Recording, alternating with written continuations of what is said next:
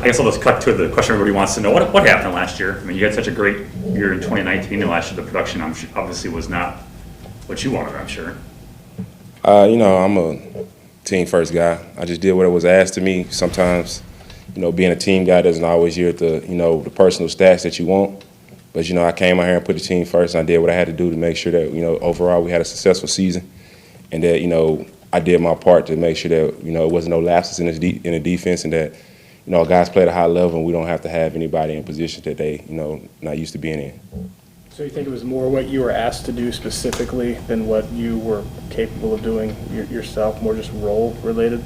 Yeah, I think just rotational wise, last year in the system that we played in, the previous year, Kyler Fackrell was here, and he did a lot of what I do. Did a lot of what I did. So that helped, lighten the load for me and allowed me to be in other places, like, as far as rushing and not dropping as much and, being in different type of roles to help, success spread out throughout the defense. And last year I just felt like, I just did what I had. My role may increase more as a dropper than, and then the previous year.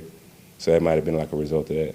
Have they given you an indication of what your role might be this year in terms of what they want you to do? Of course, by this point, I hope, everybody knows what their role is and what the coaches expect of them. I just go out there and play at a high level, and execute my technique and my assignment at a high level and make sure that I'm in the place I need to be and make sure that I go, be me this year. Do you think you'll get a chance to rush with passer more, maybe some wider sets, splits and things like that? Do you think that's part of this defense for you? Repeat that question again. Do you think you'll get more pass rush opportunities in this defense, or with Joe, will you get wider sets, that you can use your speed a little bit?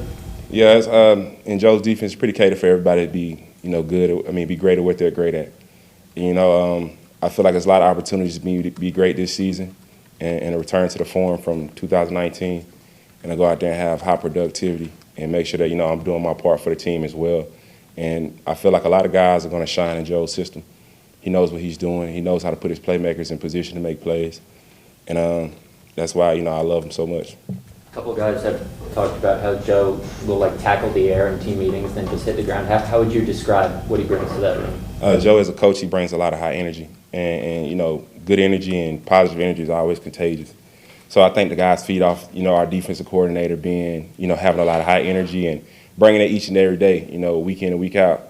That's always that's always a great thing, because we got a lot of guys on our team with great attitudes and always willing to work and go out there and be the best they can be and always willing to compete. And having a coordinator that brings a lot of energy and, guys can feed off of, we know who's got our back, and we got his back for sure. Did you think after the season that you might not be back? No doubt in my mind, I knew I was going to be back. I didn't think I was going to be anywhere else. This is where I wanted to be. This is where they wanted me to be. And, of course, I'm here talking to y'all right now. Preston, why was it important to stay, though? Some guys, their ego would have gotten in the way and said, hey, I'm not taking a pay cut to stay here, or restructure, or however you want to view it. Why was it important for you to do that? We came so close this past year and each year. The year before, we've been in 2 NFC championships, just as far as I've ever been in my career, and I've been there twice, and, in back-to-back years. I believe in what we got going on around here. It's a lot of great guys. A lot of guys return, majority of everybody return, and it's always great, and everybody here believes the same thing. We can do it. We have a chance to do it. We came close twice, and last year, I don't make the calls, but, we had a chance to be in the big show, and we know once we fix those little things like we did week in and week out, and, from the year before, we could possibly be in a big dance. Preston, did you drop a lot of weight in the offseason? Is that something, Joe, that benefits you more in this defense, or was it something you wanted to do, or, did you?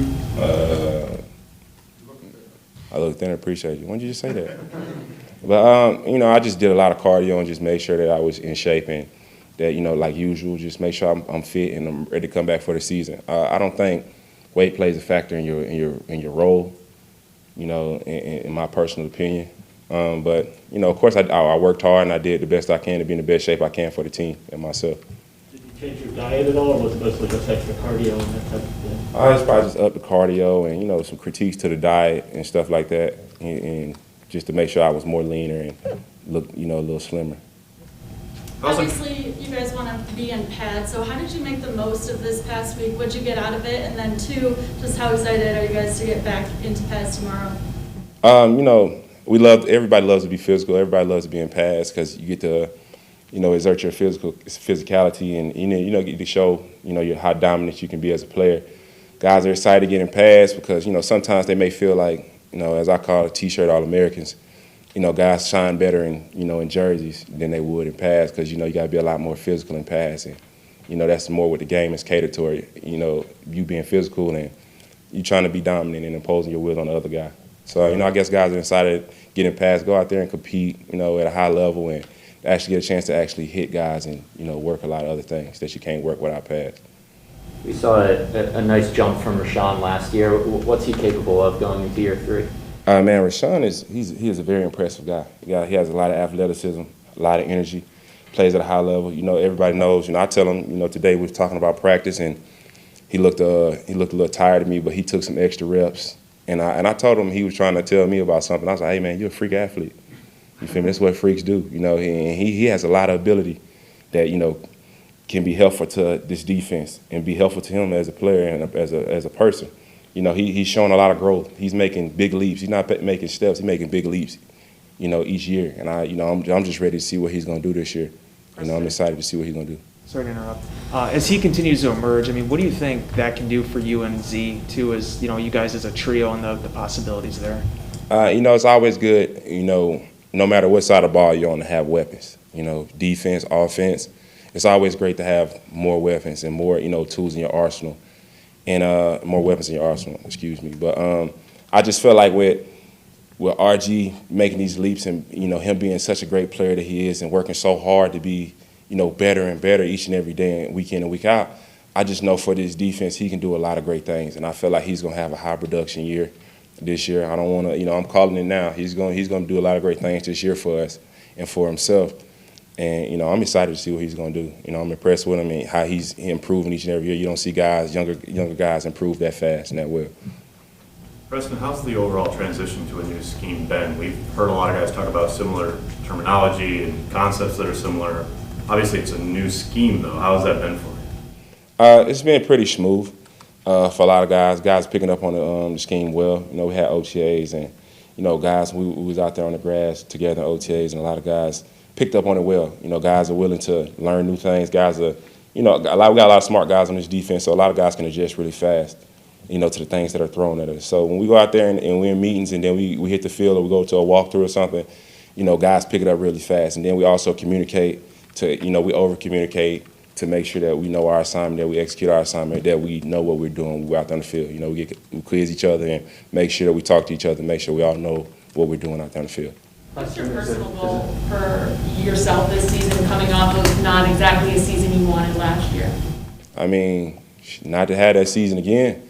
That's a personal goal, to be better than I was last year. That's always a goal, to just make sure I improve on, a lot of areas that I didn't execute that well last year. I want to make sure this season I improve on a lot of things I need to work on for this off season and making sure that this year I don't have a repeat season like that. Preston, is Joe's scheme, like all schemes evolve, right? But is it, as you look at it now, a lot like it was when you had him the first time, or has it changed a significant amount? How would you kind of view it? It's definitely changed a lot since 2015 when he coached me with Washington. But it's a lot of similar. Of course, the terminology is way different from then. You got to change it depending on the systems you go to, so guys can pick up on it faster. But the terminology is definitely different from that first year. It's a lot of similar things that we do. I don't remember plays from my first year, but a lot of similar things that we did then is what he does now. I feel like now, Joe's been playing on some stacked defenses since Washington, but I think, like I tell the guys, I feel like this might be the defense he had the most weapons, overall on. Of course, he had Jalen Ramsey and, Aaron Donald last year, 2 guys, but I feel like he has a full 11 guys that weapons. So you obviously think very highly of him. So is that one of the things that you, if one of your teammates came and said, well, boy, I looked at Joe's statistics from the times he was a coordinator before, and they're, not that great, you would say he's got more to work with now? Is that kind of how you view his history versus what he's got to work with now? For sure, man. I believe in him. I mean, you can't judge people off their past. You can only judge them off their now. I mean, I'm still Preston Smith. Remember, 2019 and last year. I mean, which one you gonna judge me off of? You can't. You can only judge me off what I put on, what I do this year. So I mean, regardless of his past as a coordinator, and I don't keep up with statistics. I just keep up with what you're doing now. And right now, I like what he has going on. I like what we have going on. I like the energy he brings, and I like the system. Preston, you can make a lot of money with a bunch of sacks this year. How do you not chase those, Is that a challenge, do you think? Man, that's my first time it's been brought to my attention, since early in the offseason. But, you don't really think about that. My job is to go out there and be, the Preston Smith I know I can be. High production, high energy, making plays, causing havoc for other offenses, doing my part for my team, make sure I, have a lot of productivity for myself. And, I don't focus on what I got to do to get this, because if you handle your business, the money's going to come. That's why I tell guys, if you handle your business, the money going to come. I didn't worry about it in the past, even on a rookie deal. I didn't worry about it because, I handled my business and the money came, and if I handle my business again, then more money will come.